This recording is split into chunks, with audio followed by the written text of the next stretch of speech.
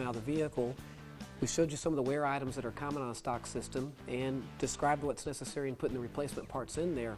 On this particular vehicle, though, our 1969 project car, we've decided to go with a rack and pinion system, and we're getting ready to install that. I wanted to talk to you about it for a few moments before we did. First couple things, again, just to point out, it bolts back in the same location that your stock system came out of, so it's a big plus. Once all of your stock system is out of the way, including the stock steering gearbox, you're in a position to begin reassembly. This bolts on your driver's side. The other bracket there bolts onto the passenger side where your idle arm went, and everything else will slip into place. A couple things we'll do to make the job easier is I will go ahead and attach, or actually Danny and I will go ahead and attach the power steering lines to this location before we slip it in place, and we'll put it in there. Also on this particular vehicle, we have opted to put a new power steering pump on it. Vehicle's a 1969. We need to have good quality pressure, no leaks, no worries. It's a good time to replace the pump. The pump does not come with a rack and pinion kit, but it's highly recommended on an old vehicle like this that you update it, and that way everything is fresh and new. In order to get this system installed on the car, we're going to start out by bolting the brackets to the frame. We've also pre-bolted the center bracket to the rack and pinion assembly. Once the brackets are on the frame, we're going to lift the rack and pinion assembly directly into the vehicle. You ready to go? Yeah. This first bracket goes in place, directly bolted in to where your idler arm came off of. And I have Chris up on top to assist me with this bracket. We're going to slide this right on in place here. You ready, Chris? Okay, Danny, slide it up. Now these bolts are different than your stock bolts. These aren't carriage bolts. Once you put these through the frame mounts, you'll need to have a helper or reach around and put a wrench on both sides of the frame to tighten them up. Fine thread. Okay, you want to start with the top.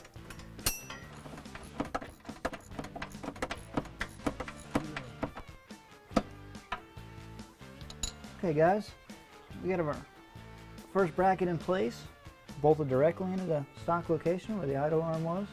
Now we're ready to go ahead and install our second bracket where our steering box was. Now we're putting the driver's side rack and pinion bracket on. This bracket bolts through the stock location of the stock steering gearbox through these three holes. It also uses a lateral support bracket that bolts to this bracket and also bolts to the frame through the stock power steering support holes. This bracket not only holds the rack and pinion in place through the front portion here, but it also holds the steering shaft support on the rear portion. In order to install this bracket, the steering gearbox has to be removed and the stock steering gear bolts have to come out. And the one that's just behind the fender flare here requires a little bit of pulling and prying to pull the fender back to remove it. Once that's removed, you can pull the fender out a little bit and slide the new hardware in place. I'm going to pass this through to Danny and we're going to go ahead and set it in place. All the bolts and hardware need to be loosely fit before you begin torquing and tightening anything down. Okay, Danny, here you go. Okay, thank you, Chris. Okay, you're good on this end. Tell you what, if you want to start one of the bottom nuts, then I'll start one of the top ones. Now that the main bracket's in, we're going to slide the support bracket in through the stock location on the frame, the stock mounting hardware. Okay, Danny? Thank you. Now, if your car was not a power steering car, you won't have these studs in the frame. You'll have to actually put bolts in. The holes will already be there, and you'll need to work through this hole in the frame in order to hold your bolts in place. Or you may want to tack weld some bolts in if it's a non-power steering car. But as far as a power steering car, all of that hardware is already in place for you, so the bracket will go right in place. And again, nothing's going to be tightened down tight right now. Everything's a finger tight set until all the hardware is in place. And once Danny has that on, he'll take these grade 8 fine thread bolts with the locking nuts and attach that bracket directly to the main bracket. We'll take a little bit closer look at the lines on this rack and pinion system so you can see how simple it actually is.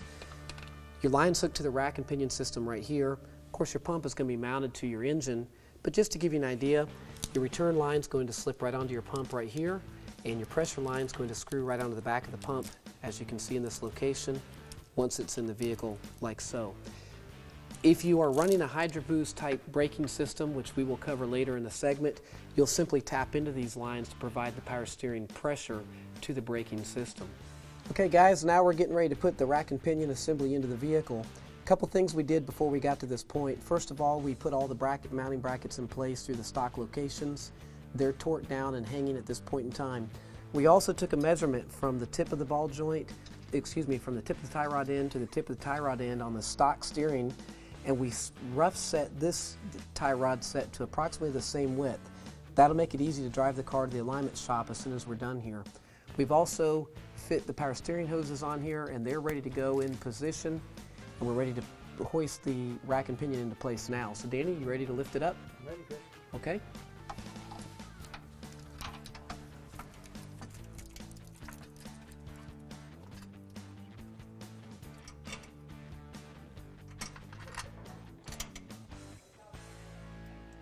Okay, once it's in place, the rack and pinion assembly will sit against the brackets.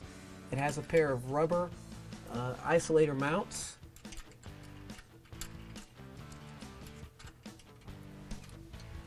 It takes 2 bolts per side. We're putting the bolts in from the rear and sliding them forward.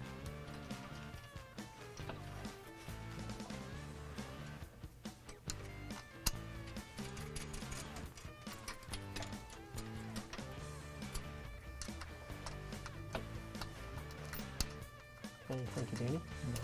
All right, we're going to go back and torque those down. Now you'll notice on the end, on the tie rod end, these are fully adjustable tie rod ends. They come with additional washers. These can be used when they go to the alignment shop to set your final bump steer. So it's fully adjustable, but we're going to go ahead right now so we can get the car rolling and slide the tie rods in place and apply our lock washer on top. A couple of interesting things you'll notice about this rack and pinion. It does hang down what appears to be low at first glance, but you'll notice that it's no lower than the oil pan on the vehicle, and it's tucked up close to the rest of the suspension component, so it's actually in a very safe location. Once you get to the alignment shop, they'll be able to do the final adjustment on the tie rods and lock everything down, and they can test out the bump steer and do the adjustment on the final end and determine if any additional washers need to be added. And that's it, Danny. We'll hook the power steering lines up to the pump. We're ready to go. Now Chris, this actually looked faster, easier, and simpler to put this in than it was to put all the stock steering back in it. Absolutely. And it looks a lot cleaner underneath the vehicle, and it just, what aspect is it going to give me on a touring or a driving on a daily driver? What aspect is it going to give me, Chris? This is going to give you a tighter steering feel. It's less than 3 turns lock to lock. It's clean, it's neat, there's less moving pieces underneath here. It's a lighter weight piece, and as you'll notice in the engine bay with the removal of the steering gearbox, there's plenty of extra room up there now to work on your engine and to clean and detail things. So it's a better system all the way around. It's a good fit for an overall stock vehicle or a performance car. These adjustable tie rods and all for the racetrack, and the bump steer settings give you quite a range to work with, doesn't it? That's right. Absolutely. And we'll go up top in a bit and we'll adjust the final bit of the steering shaft in place, fill it up with fluid, and head to the road, head out on the road. Okay, we're going to wrap up the rack and pinion install by assembling the steering portion of it with the U-joints that go down to the rack assembly. Okay, what you're looking at right here is the U-joint assembly for the rack and pinion. What we've done is we've actually removed the rack joint from the steering shaft. We've slid the steering shaft back a little bit by lubricating this and tapping it back in. All of the assembly works its way down. It has a series of set screws on it that once everything's in place will be Loctited and set down into place. This portion right here is adjustable, and it has these nuts on both ends, and you'll see as I can turn this one here slightly.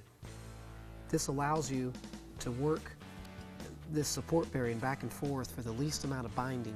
What you want to do is spend a little bit of time at this point after the rack and pinion is in, turning the wheel back and forth, feeling all of your pressure through here, and once everything is smooth and everything rotates free, then you can lock this down and lock all of your set screws down. You'll spend a little bit